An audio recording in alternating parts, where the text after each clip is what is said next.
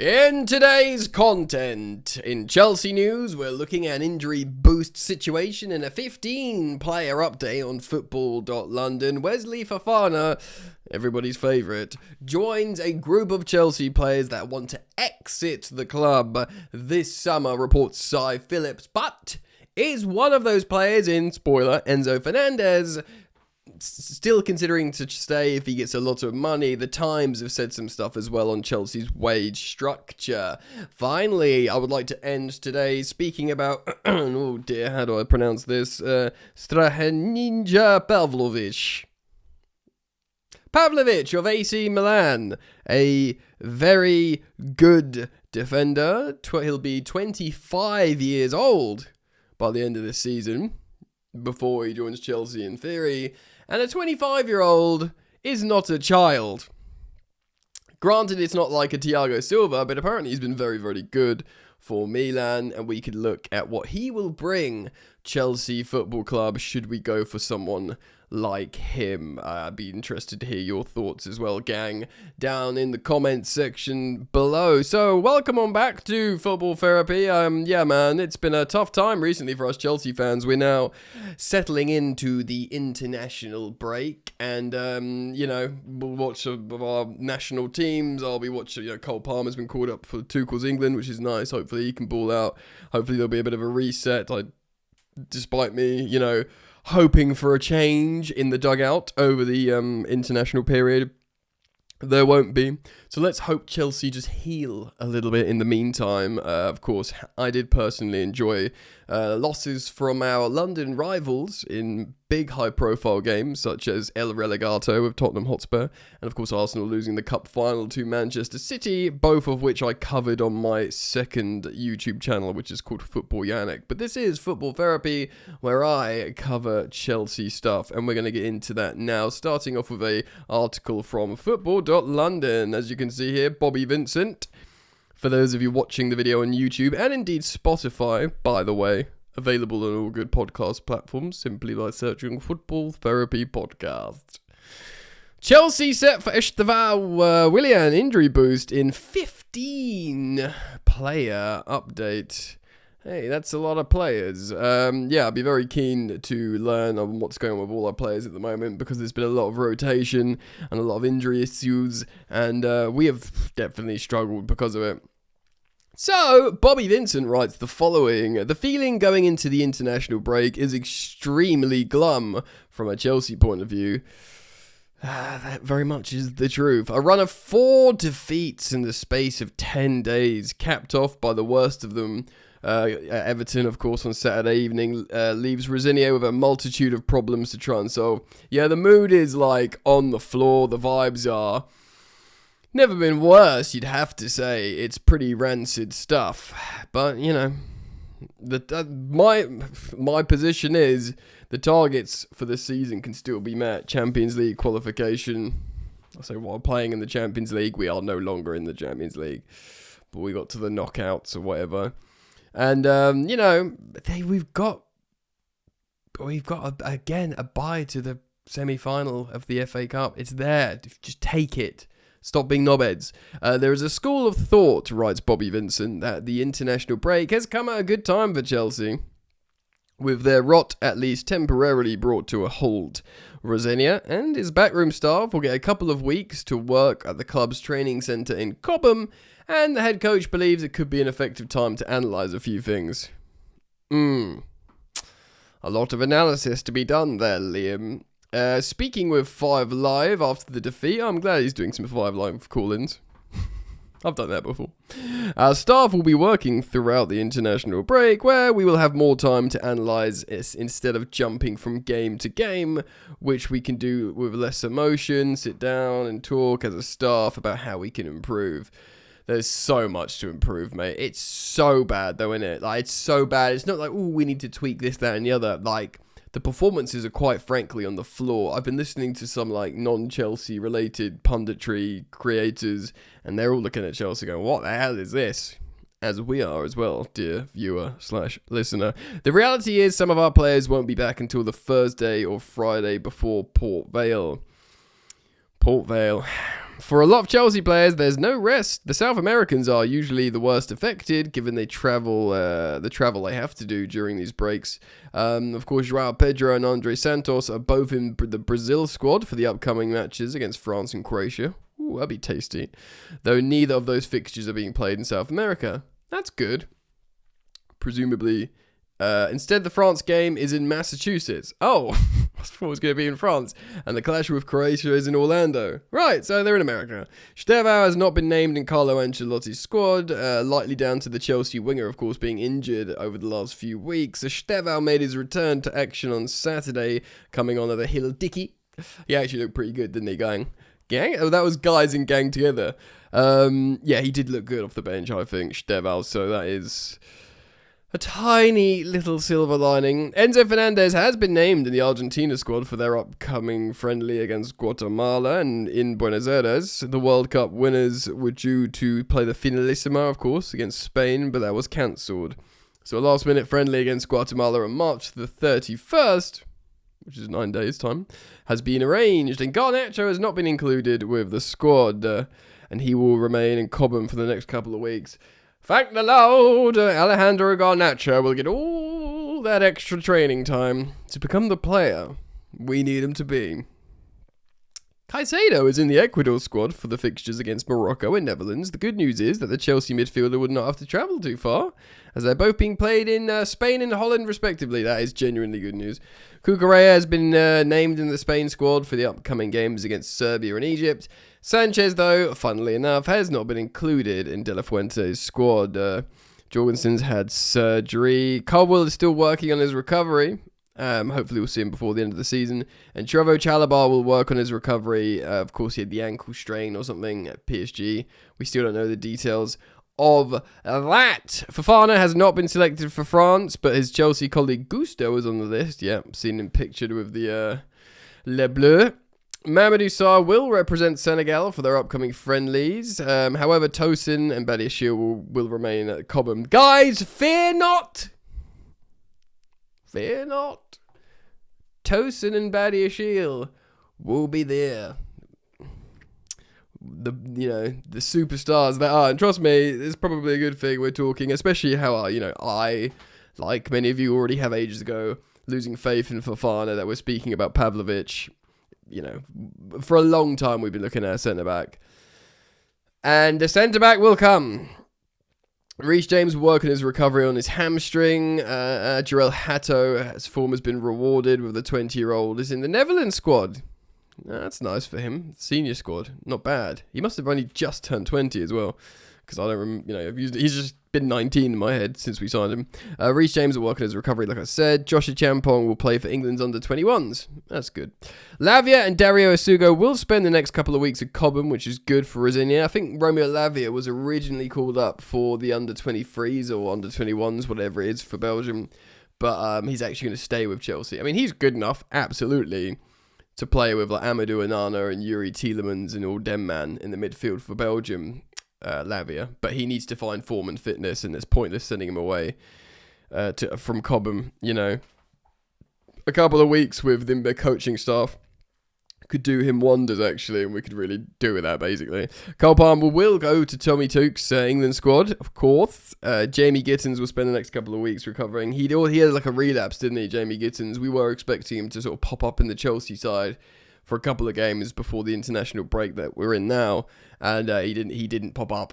In fact, the only thing that popped probably was his hamstring again. Liam Delap will also be working at Cobham. Pedro Neto is in the Portugal squad. Yeah, so a bunch of people were left at Cobham. No real superstar. I mean, Stevao's here, Look, I want to speak about this. Ding-a-ding-ding. Oh. So you've had your update on players going away and staying and whatever. This is on the Chelsea Chronicle, but it's citing Cy Phillips. Cy Phillips has revealed on his Talk Chelsea site that Fofana is exploring a move away from West London this summer. However, he's not the only one, according to the journalist. Cy Phillips explained that. Philip Jorgensen, off you go, mate. Tosin Adarabioyo, off you go, mate. Benoit Badiashile, off you go, mate. Enzo Fernandez, we'll talk about him in a second. And Mark Yu, yeah, I get it. are also trying to get out. I mean, look, the only talking points there really are Gu, which isn't really a talking point, Enzo, huge talking about, and Fofana.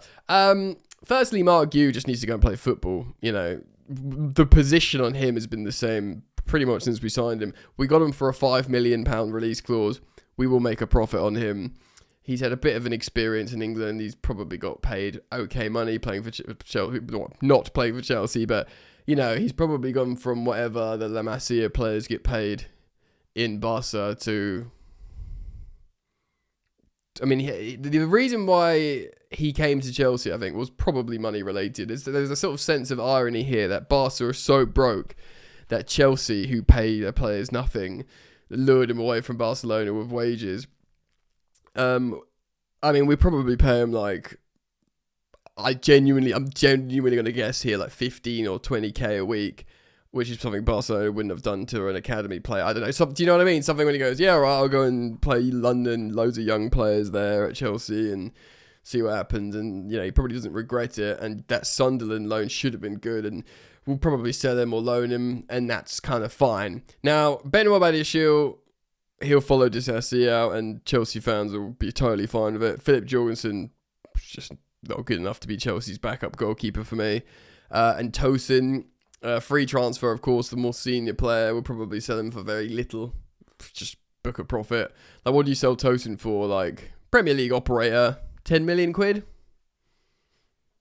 It's alright, innit? We'll get on to Enzo in a moment, but Wesley Fofana, yeah, he's been awful. I've obviously been saying it. I mean, I will reiterate my hopes and dreams on Fofana. He would I love him as a sort of the style of the centre back. I was desperate for Chelsea to sign him way before we were linked with him, and then, you know, they wanted 85 million for him, like more than Harry Maguire. They sold him for. We got him for 69 million, which I thought was a good deal, all things considered. He's the I know he's Marseille fan, but he's also like a Chelsea fan since, you know, him in a Chelsea kit as a little kid. You see him doing overhead kicks in both boxes. He can score a goal. The way he dribbles, he's really technical. When he's confident in playing well, and, you know, when he was partnering with Levi, Chelsea were like, we're going to build the future around Wesley Fofana and Levi Colwill. These are going to be our sort of Gabriel and Saliba. Do you know what I mean? Like, these two really talented young centre-backs. You know, Gary Neville, of course. Not Gary Neville. Gary Lineker, of course, massive Leicester City fan. When we signed him, of course, he said this kid could be the best centre-back in the world or whatever. He's saying this stuff. You watch this kid. He's not been living up to any of that. He's had huge injury problems, but, you know, I can't just sort of like be like, yeah, get out of here, he's trash, without reiterating my position on the player that he could be, and I doubt he will be, maybe. I don't know. We'll obviously make a huge loss on him. If his head's not in the game, which doesn't, to be honest. Look, I mean, lots of Chelsea players' heads don't look in the game at the moment. But yeah, I mean, fine. I totally get it. It's a shame because he's a player I really liked. But then, you know, I really like Joao Felix. So, you know, football's a game of opinions. Right, so there is an article on The Times that was published. I pay for every single freaking newspaper, you know, paywall one except The Times. I even pay for like the Daily Mail one, you know, obviously the Telegraph and the Athletic for everything, so I can bring you guys the news. I don't at The Times, so I'm going to get a quote from the Blue Dodger on X. So I was just listening actually to the Totally Football Show, which is an Athletic podcast, South American correspondent speaking about how Enzo's been talking about leaving Chelsea, really. Or this, you know, you've seen the quotes where he says we'll see after the World Cup, but then he speaks about his confusion and frustration with the Maresca sacking, saying we had an identity under Maresca, which is obviously, you know, not good optics for the hierarchy at the moment. And there were also the Chelsea head coach, Liam Rosenior, coming out saying, yeah, he's totally happy at Chelsea. We have great conversations. He wants to win. That's what's going on here. Do you know what I mean? So there's all sorts of stuff going on. But the headline is essentially like, he is willing to stay at Chelsea if we give him a lot of money. Now, this is a quote from The Times from Peter Rutzler. Chelsea's contracts, so the wages and stuff, sit within a small number of tiers. Yeah, so they're all quite close to each other. Certain profiles of players and, positions and what they offer, and, probably lots of stuff. Probably related to how much they cost in transfer fee as well, is probably related. With their very best players in the top tier, all at similar, easy for me to say, level. And this is what's understood. So you can imagine, I think, obviously there's Reece James, but he's just signed the new deal. Let's put him in line with the new structure, because Reece was on a flat 200k a week, plus probably bonuses, and that probably was without the Champions League penalty. So if you're not in the Champions League, you get paid less. So he's signed to fall in line with all the other players, basically. To be I'll take less money and I'll take the hit for, not being in Europe, because he loves Chelsea, and he wants to help Chelsea. So he's now in line. I don't think, by the way, Wesley Fofana, I think he's on a flat wage as well. I don't think he's on incentivized. I think he was one of the last ones to be in on these big wages.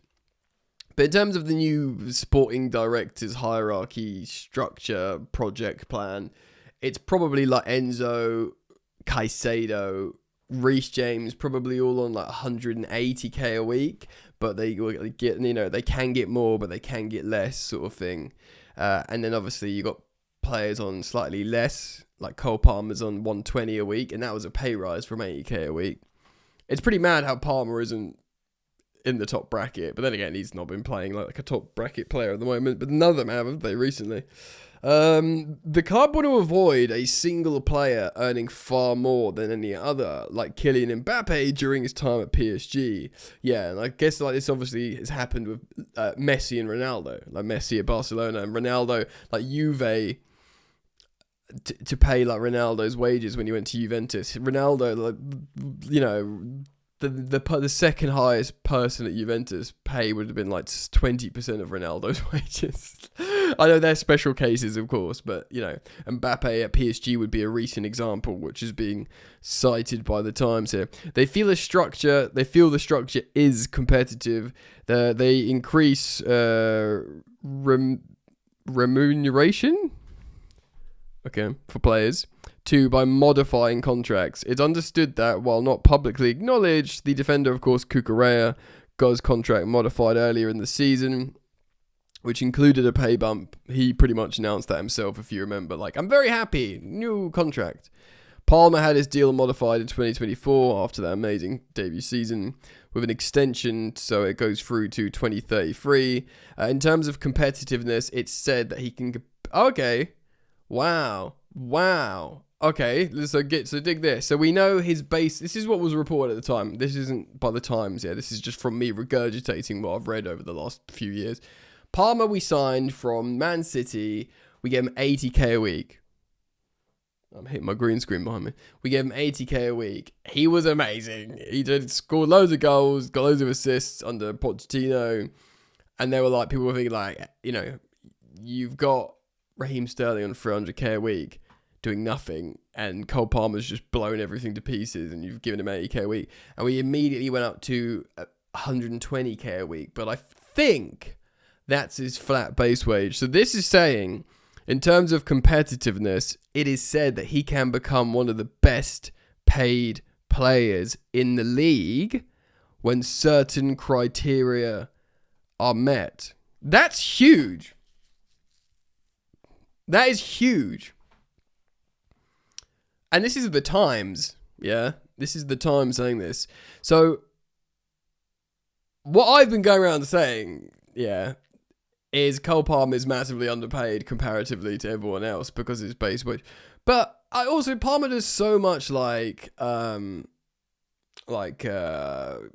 marketing stuff and PR, he does so many interviews, and he's the face of the club, and he'll be sort of generating loads of extracurricular funds. He's obviously trademarked his celebration and branded it, and he'll be making money. He'll be making bank. The people that are advising Palmer will be ensuring he's making loads of money. But it's super interesting that he's on such an incentive based structure that if he meets these criteria, Cole Palmer, he can be one of the best paid players in the league. That's what it's saying. The Times are saying it, not me.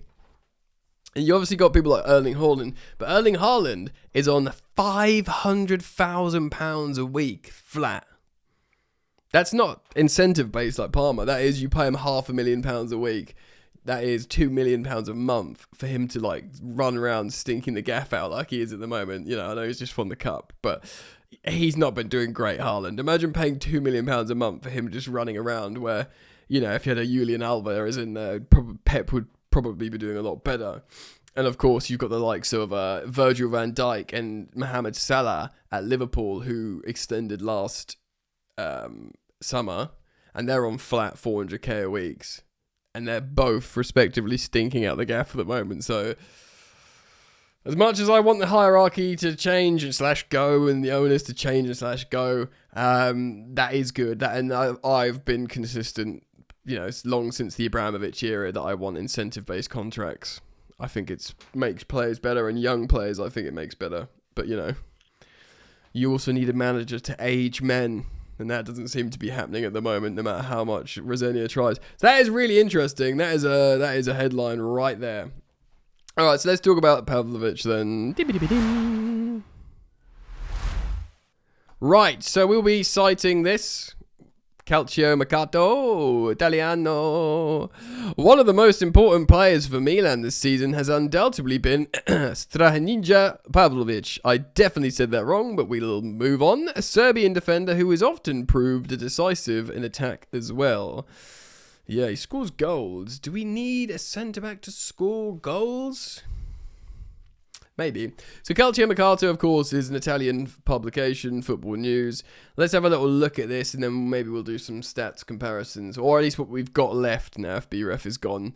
And you don't really use him, defenders on understat, because, I mean, he scores goals, this geezer, but let's have a look then. So he's born in 2021, and he's about to turn 25, I believe, next month. The defender joined Milan in the summer of 2024 for just under 20 million euros, having a mixed first season under Fonseca and then Conceição. Under Massimiliano Allegri, the defender has become a key figure for Milan, also having scored 4 goals in Serie A. Not bad. 4 non-penalty goals from a centre-back. Good contribution.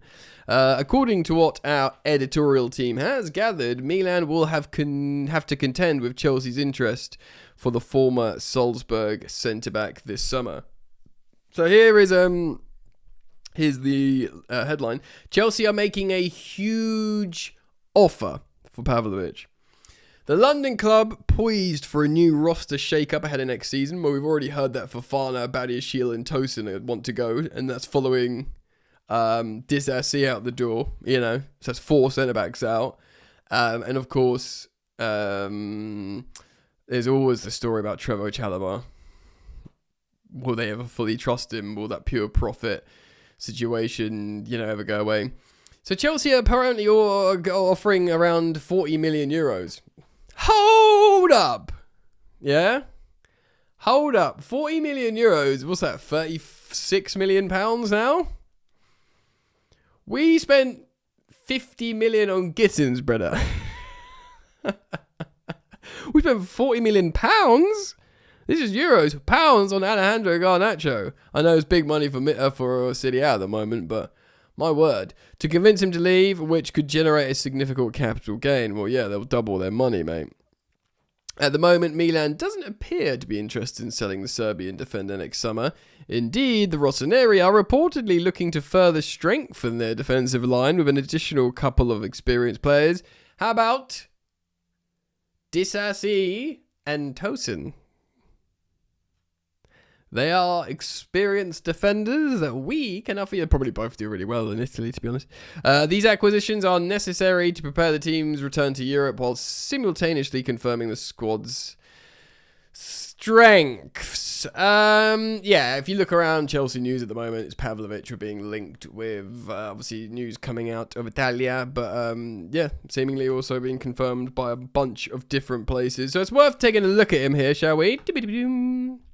Here he is, Pavlovich, on SofaScore. I mean, look at his last 12 months. That's pretty nice. That's a lot of green. Some injuries in there. But that is a lot of green on SofaScore rating. That's solid. 24-year-old about to turn 25 in exactly a month, pretty much. So coming into his prime, he's Serbian. It's nice to have a Serbian at Chelsea. He's from Serbia, Iraqi murder. Some Man United fans once sang, and also when they signed Matic as well from us. I kind of feel like this geezer in the Chelsea team might help. You know? Do you know what I mean? Like just that a guy that looks like he's gonna chin you at a pub. I feel like we need that on the pitch right now. You know? Does that make sense? Maybe that's just me. I'm going to use Data MB here. So this is comparing him this season, both from Trevoh Chalobah, who's probably been our most consistent centre-back, with him, Pavlovich, of course, playing in different leagues. Different style players. Chalobah winning possession more, playing a much more aggressive, probably counter-press or whatever. But the pink-red spider graph line is Pavlovich here. And as you can see, he is better at aerial duels, way better at ball carrying. That might be a style thing, so he might be like your Wesley Fofana replacement, because that is a pretty wild carrying stats. Passes, Trev's better. Forward passes, Trev's better, but that might be a Chelsea versus Milan thing. Interestingly, progressive passes, Pavlovich is way better than Trev. And we have been talking about, of course, since losing Levi Colwill, the progressive passes are way bad. So if anything, this guy does the carrying of Fofana and the progressive passes of Levi Colwill. And he's better at defensive duels and aerial duels than Trev. And of course, he scores 4 goals this season. So he's being linked here to similar player data. He's being linked with Rudiger for Real Madrid last season. That sounds pretty cool for me in terms of what I think Chelsea need in their team. A hard Serbian who can score goals. Let me know what you think though, man. Like, how do you feel about the Enzo Fernandez situation? How do you feel about, that interesting Cole Palmer thing with the Cole Palmer wages bigger than we thought? That is interesting if you ask me. Genuinely, I think it is. Leave your comments down in the comment section. Thank you to everyone who's been following and 5-starring on your podcast apps. Over 1,200 5-star reviews now on Spotify. So please do continue dropping those. I am very grateful just by going to Spotify and searching Football Therapy Podcast and following and 5-starring. Helps me out genuinely. And if you've got an iPhone, I think I've got 59 on Apple Podcasts. If I could juice those up, that would be lovely. Again, just on Apple Podcasts, search Football Therapy Podcast and follow and 5-star.